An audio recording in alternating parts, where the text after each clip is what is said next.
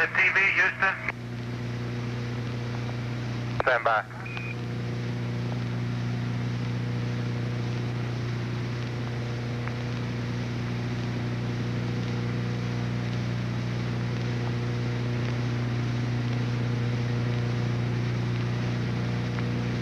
That's firm, Pete.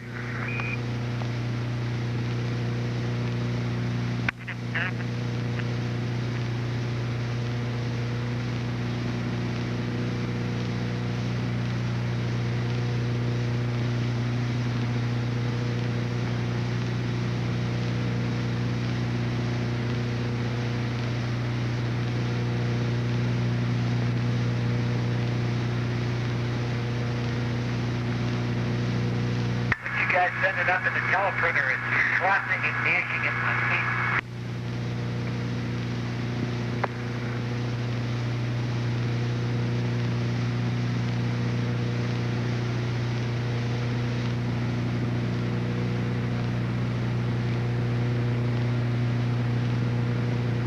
Pete, that's okay as long as it's only the teleprinter. Okay, I got a question for you on the ATM. I didn't get any SL54 filter information for building block 13, so I assume you just want to run filter 1 twice. Is that correct? Stand by.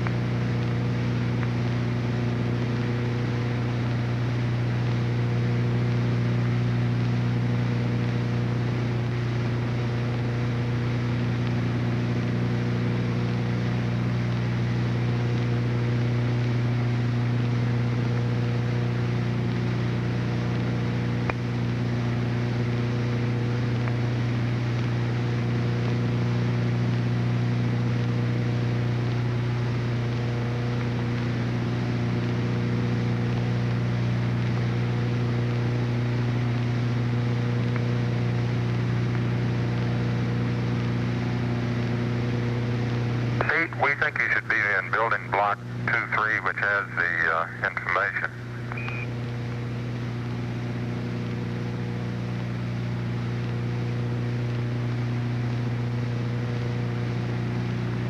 Yep, you should be in 1-3 and 13, or then alternate between filters 1 and 3.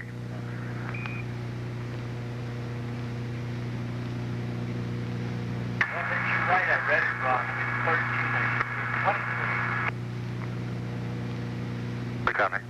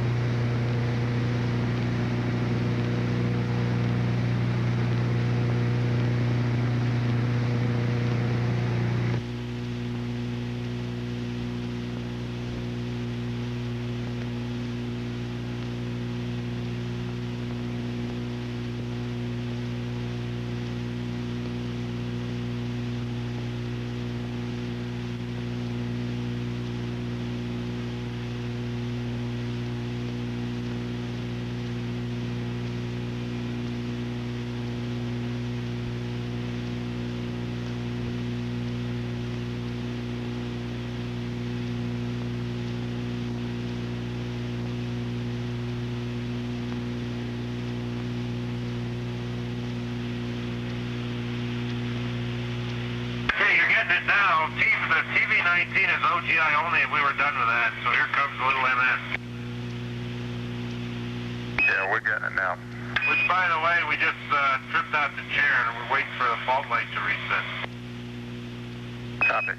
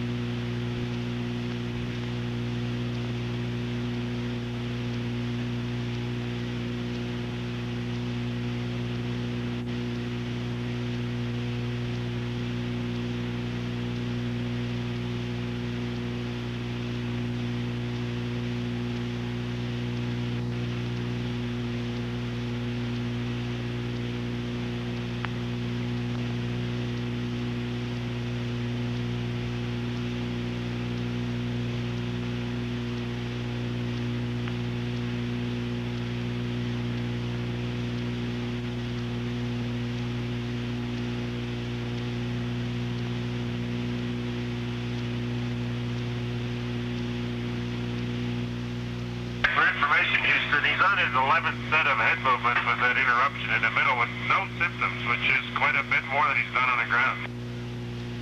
We copy that.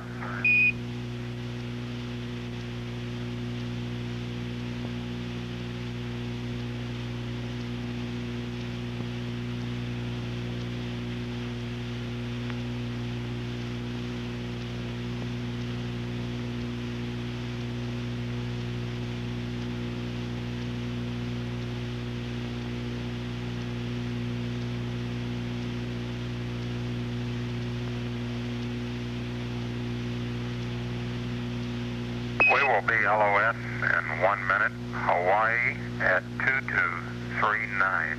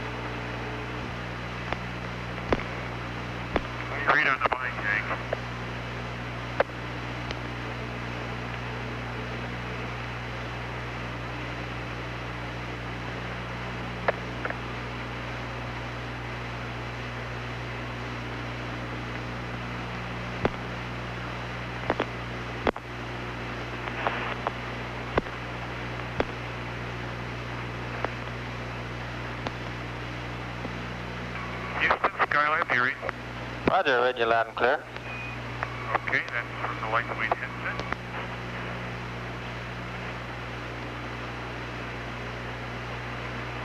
Well, that was a little bit weak. Well, in my mouth, a good inch away from it. How's that? Okay, that's a little better. How's that, Hank? Hey, that's a lot better. Uh-huh.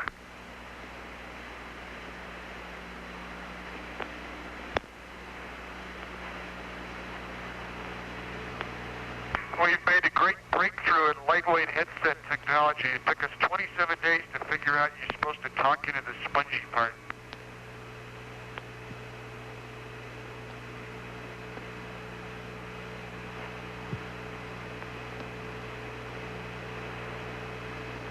You fellows ready to answer a few questions this morning?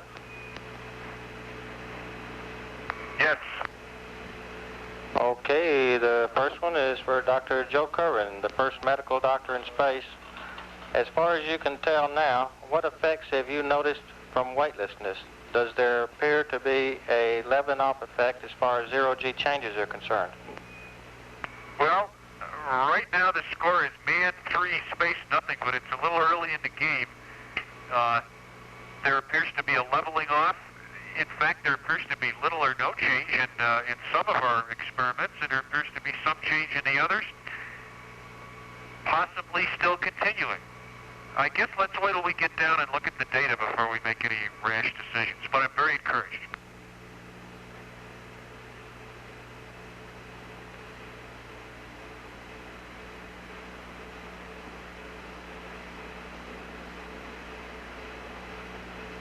Joe, you're sliding in and out of view. There you are. I'm also done answering that question. You can go to the next one. Okay, for Commander Conrad, please give us your assessment of the mission and what you feel have been your most significant accomplishments, especially from a scientific viewpoint.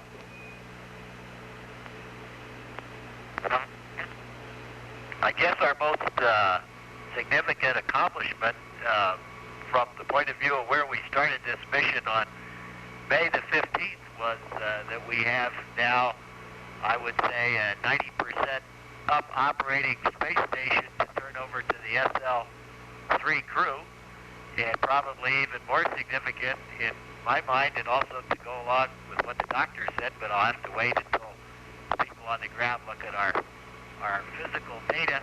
I believe that man has once again proved that he can operate efficiently, well, and happily in space in the operation of a space station. Now, I think that also contributes to the scientific end of the thing. I have no idea what they're going to find on our data. We did get a flare. We've operated the ATM. We've operated all the experiments to the best of our ability. All of them we didn't do perfectly, but everybody has a learning curve. I think we improved the timeline, and only time will tell the exact scientific return from the experiments that we've performed. Roger. Would all three of you comment briefly on how you like the Skylab food?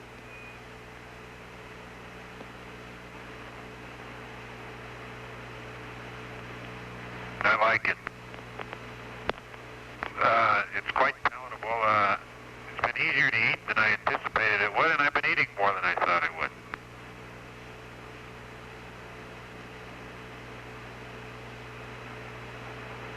There were 3 items that I didn't like on the ground, and I still don't like them up here, although I've managed to get them down. I think 1 or 2 other items that I thought that I would like, I don't really care for up here, and some that I didn't care for too much on the ground came in pretty strong up here. But I've managed to get it all down, plus I've found that I've had to eat more, and that puts me in the position of eating my own words about the food right now, because I never thought we'd eat this much. And frankly, I could probably eat a little bit more of the food, and it's good food. That last statement was made by the butter cookie king of Skylab. There are some complaints that I have about the food, and that in itself is very encouraging, because it means the living up here is not so rough that you don't have time to bitch about something.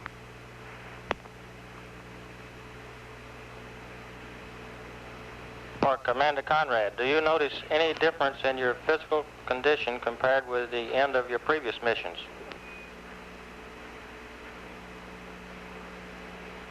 Well, again, the doctors may make me eat my words, but I have the feeling at the end of 28 days that I'm going to be in better physical shape than when I came back from any one of my 3 previous flights, except maybe Gemini 11, which was too short in duration.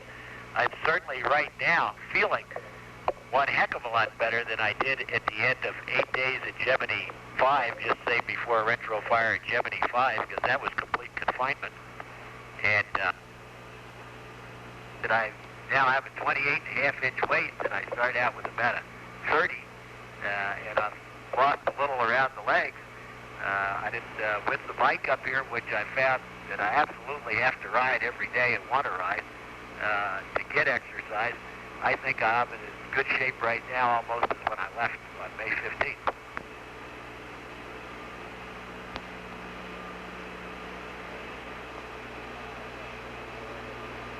That May 25th?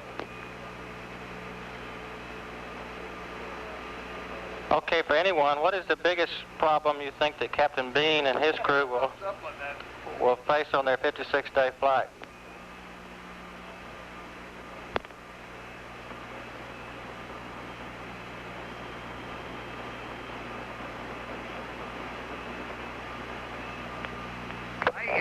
We've been trying to kick around it. I can't put my finger. I don't think anyone's going to put our finger on anything. I think the fact that Captain Bean and his crew are 3 individuals different than the 3 of us. Perhaps what we like they won't like, and perhaps what we didn't like they will like. And I would hesitate to make any guesses for Captain Bean on what he's going to like or dislike up here, or his crew. You were coming in pretty weak that time, Pete. We've got a related question for all 3 of you. Please tell us of any particular suggestions you plan to make to the follow-on crews as a result of your experiences. Well, that's a pretty tough one to answer here, Hank. I don't think I have any general suggestions. We're going to go down and we're going to debrief him. I plan to take Jack by the hand and sit down with him and talk to him as long as he wants and walk through the trainers and kind of jog my memory and just tell him the things that I found out, the way we did things, and that's all they're going to be is a report to him, and it's going to be up to him to accept them or disregard them as he sees fit. I generally think that that's true. By walking through with them, we will at least get them over the learning curve that we had, and as I said before we even flew this flight, the idea for us was to get this thing going, find out how long it took to do the various experiments, and come down and give those guys a super good timeline so that they'll be more efficient than we were, and they should be. I think that right now, the last couple of days, we were pretty well at our peak of getting things done, and we get around this spacecraft pretty darn well now.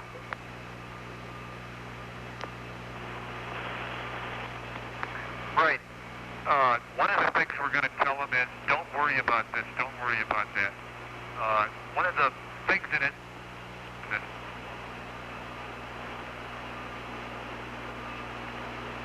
it is to the job and training.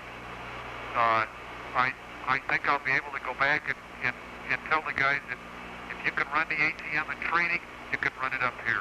If you can do the medical experiments in training, you can do them up here.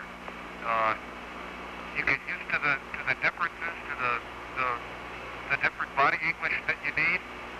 The hardware, by and large, is in good shape. The procedures, by and large, are in great shape. We've been debriefing day by day during the flight. And I think the most important thing we have to say to them is to give them a pat on the back and say good luck. I want to add one thing to that, Hank. I can't say too much for the fidelity by having the fidelity to trainers that we have. You can hardly tell a difference, and it's really paid off. And the things that are easy to do in a trainer are easy to do here, 98% of the time, and the things that are difficult to do in a trainer are likewise difficult to do here.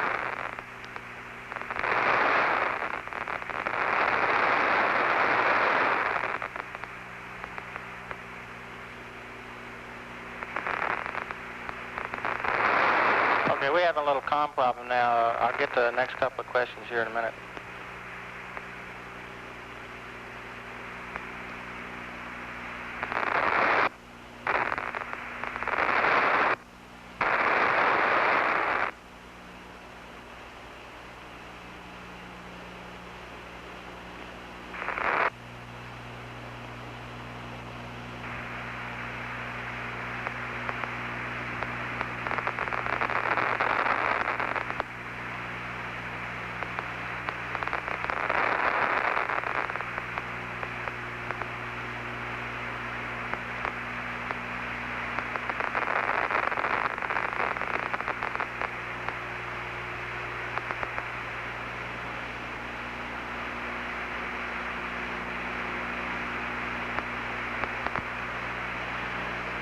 Okay, it looks like we got our comm problem licked. For Paul Whites, do you feel Skylab systems are in good enough shape to support the 2 56-day missions for their full duration? You betcha. World? Oh, Roger. That was the last question. We got about 4 minutes left here. You got any last comments you want to make?